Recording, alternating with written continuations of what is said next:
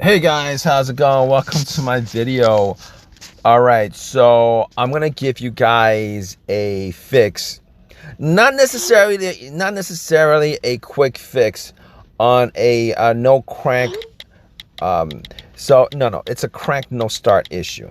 All right, it's a crank no start issue, and it's not necessarily a quick fix. You're gonna have to do some work to actually change out this part, but I'm gonna give you the symptoms of this particular situation.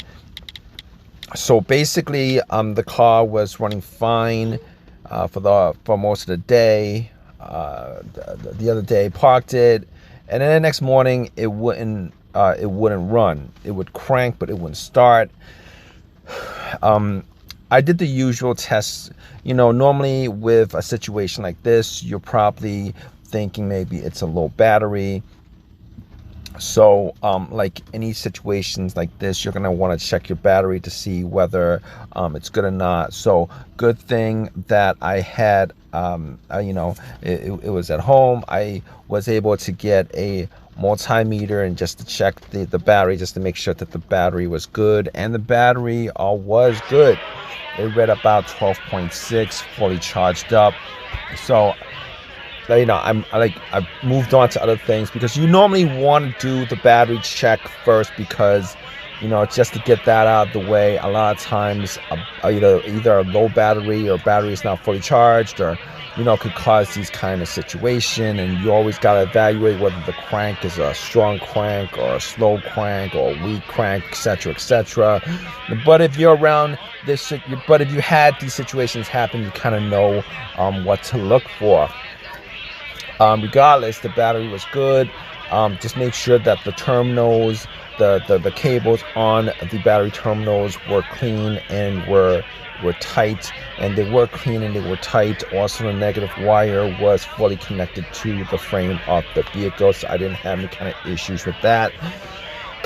So I was thinking that it could be other things besides whatever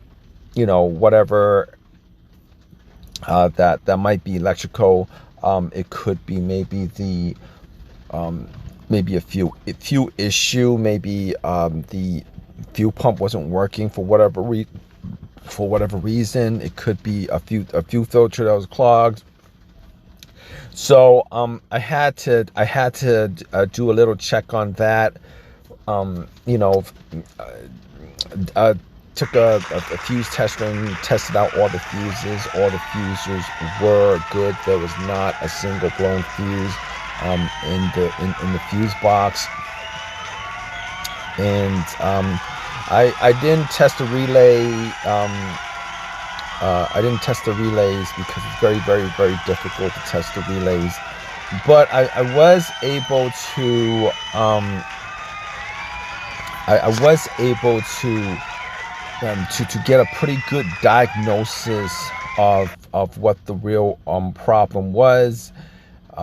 Seeing as how if you guys have the situation, there's like so many different things that could cause a crank no start situation.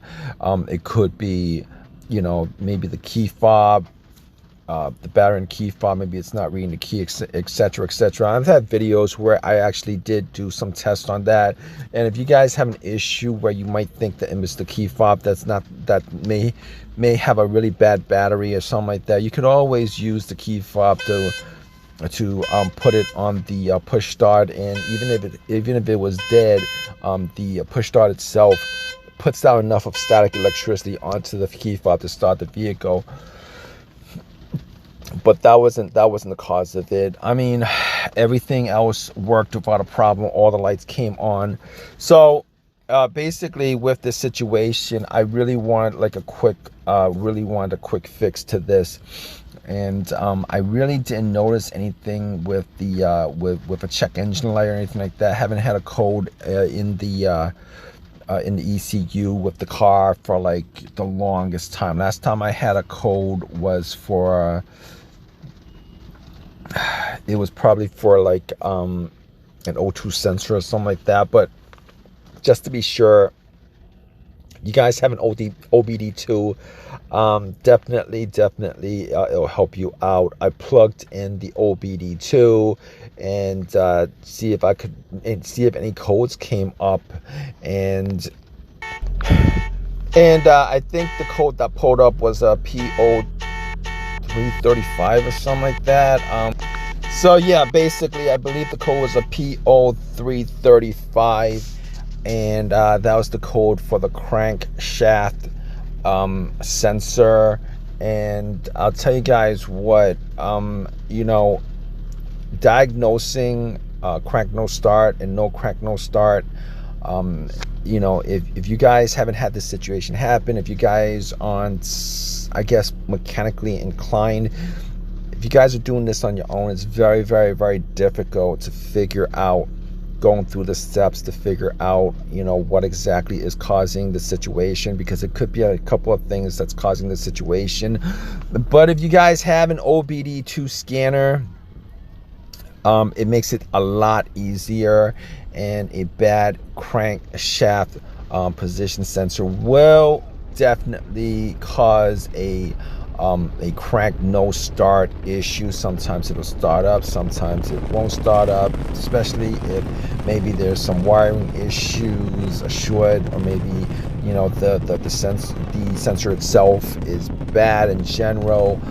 You're gonna definitely get a crank no start. So anyway, just to make this long story short, I'm after getting that code, and that was the only code that came up, I was pretty sure, knowing about crankshaft position sensor and camshaft position sensor, that that's probably the cause of the no crank no start situation.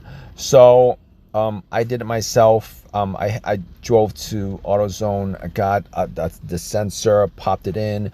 It's not the easiest thing to do. It's not the hardest thing to do. It's not the easiest thing to do.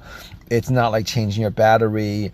Most people would have to take it to the shop to do it, but after popping it in, popping the plug, taking it out, popping a new sensor in, putting the plug in, and right after it's plugged in, I actually erased the code from the OBD2, and the car started up right away. Haven't had any issues since. And hopefully, if you guys have this problem, and it is not an uncommon problem, if you guys have older cars with engines with higher mileage, this is a common enough occurrence, because obviously you have age, and you have corrosion, and you have the factor of wear and tear and stuff like that would cause these sensors to go out. And it's not just that sensor. I mean, if you have a certain mileage in your car, if it goes out, if you have a certain mileage or over 75,000 or 100,000 miles, if your car is relatively an older car, you're gonna get a situation like this. It's one of those parts that are repairable. If you have the right tools for it, you can easily take it out, put it in. And if you guys are an OBD2, it'll save you so many issues as far as diagnosing, particularly when the answer to your problem is as easy as plugging it in, scanning it, and then a code comes up. It's not going to tell you directly that that's causing a no start, but knowing what the part is, you definitely, if you've worked around cars enough, you definitely know that problem could definitely cause a crank no start situation. Anyway, let me stop rambling. If you guys have your own personal experiences with this, definitely leave a comment in the comment section. Definitely leave a comment either way, whether this has helped you guys out. Hopefully it has helped you guys out, and you guys are able to change up the sensor. Not the worst situation in the world, not the easiest situation to fix, but as far as car issues go, it's not that bad. But anyway, Hope this video has helped you guys out. Please give me a thumbs up. Please subscribe and all that good stuff. Right, guys? Take care.